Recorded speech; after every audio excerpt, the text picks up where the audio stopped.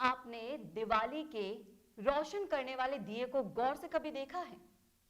जब काम पड़ता है, जब वो कितना रोशन कर देता है और अगले ही दिन उसको उतनी ही बेदर्दी से फेंक दिया जाता है। फिर दिवाली आती है अगले साल, फिर उसको रोशन किया जाता है, एक नए तरीके से सजावट दी जाती है दियों को, लेकिन उसका हश्र क्या होता है? अगले दिन फिर से उसको फेंक दिया जाता है। क्या कांग्रेस के लिए सचिन पायलट भी उस रोशनी वाले दिए की तरह हैं कि जब चुनाव आएंगे तब उन्हें स्टार प्रचारक बनाकर सबके सामने भेज दिया जाएगा, जिससे उनके फेस पर खूब सारे वोट ले सके, और जब जिम्मेदारी देने की बारी आती है तब सचिन पायलट का नाम गायब हो जाता है लिस्ट में से, और जैसा कि उनको दिखाई देना बंद हो जाता है कि सचिन पायलट नाम का कोई इंसान है यहां पर। नमस्कार, राजस्थान संवाद में आपका स्वागत है। मैं हूं आपके साथ चेतना शर्मा और मैं हूं आपके साथ वरुण भंसाली। राजस्थान में विश्लेषण का सबसे बड़ा मंच है राजस्थान संवाद। अगर आपने अभी तक इस चैनल को सब्सक्राइब नहीं किया है तो तुरंत कर लीजिए, ताकि आपको हर विश्लेषण सबसे पहले मिल पाए।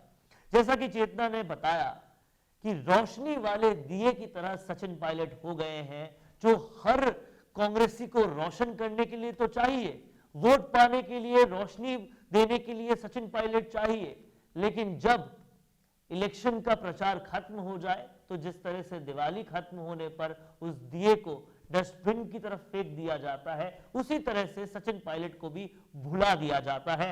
हम बात कर रहे हैं 5 राज्यों के चुनाव की। यूपी में फेस कौन? सचिन पायलट। प्रेस कॉन्फ्रेंस कौन करेगा? सचिन पायलट। हर जगह डोर टू डोर कैंपेन में कौन जाएगा? सचिन पायलट। चंडीगढ़ में प्रेस कॉन्फ्रेंस कौन करेगा? सचिन पायलट। हर तरफ स्टार प्रचारकों की सूची में सबसे ऊपर सचिन पायलट का नाम। लेकिन कौन है सचिन पायलट कांग्रेस में? ना आपने उनको पीसीसी चीफ छोड़ा, ना फिर आपने उनको कोई मंत्री पद दिया। जब इतने जरूरी आपके लिए हर चुनावों में सचिन पायलट है, तो फिर आपने उनका हश्र ये क्यों किया? क्यों कांग्रेस को यह समझ में नहीं आ रहा कि सचिन पायलट को आप भेजेंगे स्टार प्रचारक होकर? कार्यकर्ता के मन में यह सवाल तो आएगा कि क्या मेरा हाल इन सचिन पायलट की तरह ना हो जाए कि मुझे आगे तो बहुत बढ़ाया जाए, चुनावों में वोट लाने के लिए अगर मैं पॉपुलर हो जाता हूं तो, लेकिन पद देने के नाम पर, जिम्मेदारी देने के नाम पर कुछ भी नहीं मिले, कुछ भी मुझे नहीं दिया जाए। जी बिल्कुल, और इस चीज का फायदा उठाना कोई कांग्रेस से ही सीखे, क्योंकि इतने कर्तव्यनिष्ठ नेता हैं सचिन पायलट, इतने बढ़िया कार्यकर्ता हैं, अपनी पार्टी के खिलाफ एक शब्द उल्टा नहीं सुन सकते, और इतना अपमान सहने के बाद वो ऐसे बढ़िया कार्यकर्ता है कांग्रेस के, जो अब आगे जो 5 विधानसभा राज्यों में चुनाव होने वाले हैं उनमें आगे बढ़ बढ़ के हिस्सा ले रहे हैं। उन्हें जो जिम्मेदारियां दी जा रही हैं बखूबी उसे निभा रहे हैं। बात सिर्फ बढ़िया कार्यकर्ता होने की नहीं है चेतना, यहां पर सबसे बड़ी बात यह है कि सचिन पायलट हमेशा अग्रणी रहते हैं हर बात पर, और अब जाकर कम से कम अब तो आलाकमान को यह समझना चाहिए कि जब उन्हें ज्योतिरादित्य सिंधिया छोड़ गए, जब उन्हें आरपीएन सिंह छोड़ गए, जब उन्हें जतिन प्रसाद छोड़ गए, तो अब तो कम से कम सचिन पायलट को इस तरह से हाशिए पर ना रखें। जी बिल्कुल। अगर लगातार ऐसे कार्यकर्ता को जिसके फेस पर आप वोट मांग रहे हो हाशिए पर रखोगे, तो फिर आपके कार्यकर्ता जिनको डोर टू डोर जाकर आपके लिए वोट मांगने हैं, उनका प्रोत्साहन कैसे बढ़ेगा? कहीं ना कहीं वो भी तो अपना भविष्य सचिन पायलट में देखते हैं। जब वो देख रहे हैं कि चले गए ज्योतिरादित्य सिंधिया जो राहुल गांधी के बिल्कुल करीब बैठते थे, चले गए जतिन प्रसाद जो यूपी का सबसे बड़ा ब्राह्मण फेस थे, चले गए आरपीएन सिंह जो पीढ़ियों से कांग्रेस की सेवा कर रहे था, जिनका परिवार, जी बिल्कुल। ऐसे में उनके मन में क्या बीतेगी, हमारा भविष्य क्या होगा? जब ये सवाल वो कार्यकर्ता पूछेगा तो क्या होगा? और पूरे ग्राउंड लेवल पर इतनी मेहनत करने के बाद जब परिणाम आपको अच्छे मिलते हैं, जिनकी वजह से उसी की कद्र आप बिल्कुल नहीं करते हैं, तो क्या आप मैसेज दे रहे हैं? बार बार याद दिलाना नहीं पड़ना चाहिए आलाकमान को कि 22 सीटों से 100 सीटों तक जो कार्यकर्ता ले गया था कांग्रेस को, जिसकी लीडरशिप में हर जगह पर विरोध प्रदर्शन हुआ था, जिसकी लीडरशिप में जेल गए थे, खुद सचिन पायलट जेल गए थे, जो सारी आवाजें उठाकर ही राजस्थान में सरकार बनी, उस सचिन पायलट को एकदम से भुला दिया गया और क्या क्या नहीं बोला गया। और अब जब वापस चुनाव आ रहे हैं पंजाब के, यूपी के, आपको सिर्फ सचिन पायलट ही याद आ रहे हैं। क्या ये दोगुलापन नहीं है कांग्रेस का? जी बिल्कुल। और मोदी जैसे नेता के गढ़ में अगर आप सचिन पायलट को भेज रहे हैं तो आप ये सोचिए कि कितना कद ऊंचा है उनका, जो वो इतना मायने जब रखते हैं आपके लिए, तो क्या वो पद के लायक नहीं है?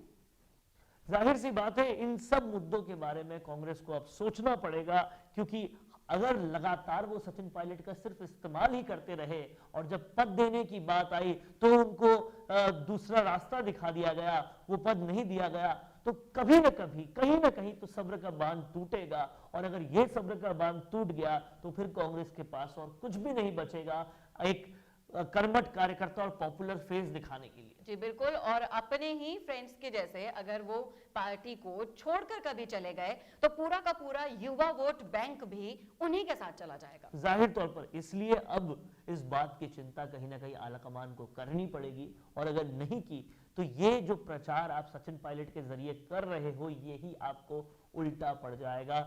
इसको देखना पड़ेगा आलाकमान को, नहीं तो दुनिया की और इंडिया की सबसे पुरानी पार्टी और दुनिया की सबसे बड़ी पार्टियों में से जो एक थी एक वक्त तक, वो कांग्रेस कहीं ना कहीं खात्मे की कगार पे चली जाएगी। और बीजेपी का वो कहना बिल्कुल सच हो जाएगा कि कांग्रेस मुक्त भारत को कर देंगे, लेकिन इसकी जिम्मेदार खुद कांग्रेस ही होगी। जी बिल्कुल। कैसा लगा आपको हमारा विश्लेषण, हमें कमेंट करके जरूर बताइएगा कमेंट बॉक्स में। साथ ही ऐसे ही और विश्लेषण देखने के लिए हमारे चैनल को सब्सक्राइब करना ना भूलिएगा। नमस्कार। अपने इंटरव्यू के जरिए लोगों को अपने और अपने काम के बारे में बताने से बेहतर और कोई तरीका नहीं हो सकता। और वो इंटरव्यू अगर ऐसे चैनल पर हो जिसमें प्रदेश के 2,70,000 से भी ज्यादा लोग सब्सक्राइबर्स हो, तो आपकी आवाज को बुलंद होने से कोई नहीं रोक सकता। इसी के साथ उसी इंटरव्यू को हम लाखों की रीच और 3 लाख से भी ज्यादा फॉलोअर्स वाले राजस्थान संवाद के फेसबुक पेज पर भी प्रसारित करेंगे। इसके अलावा फेसबुक के कई ग्रुप्स के जरिए वो इंटरव्यू लगभग 50 लाख लोगों तक जाएगा। प्रोफेशनल न्यूज रूम और प्रोफेशनल एंकर के साथ state of the art studio में लिया जाएगा आपका इंटरव्यू। और जैसा कि आप सभी जानते हैं कि सैटेलाइट चैनल्स को टीवी पर देखना अब लोगों ने लगभग बंद कर दिया है और उन्हें भी YouTube या Facebook पर ही देखा जा रहा है। तो इससे बेहतर क्यों ना आपका प्रचार एक डिजिटल चैनल पर ही हो, जहां पर आप ज्यादा से ज्यादा लोगों तक भी पहुंच पाए और जो सिर्फ आपके बारे में बात करे, किसी और मुद्दे के बारे में नहीं। तो राजनीतिक रूप से आपको छाना हो या फिर अपने बिजनेस को बढ़ाना हो, करवाइए अपना इंटरव्यू और पहुंचाइए अपना नाम लाखों करोड़ों लोगों तक।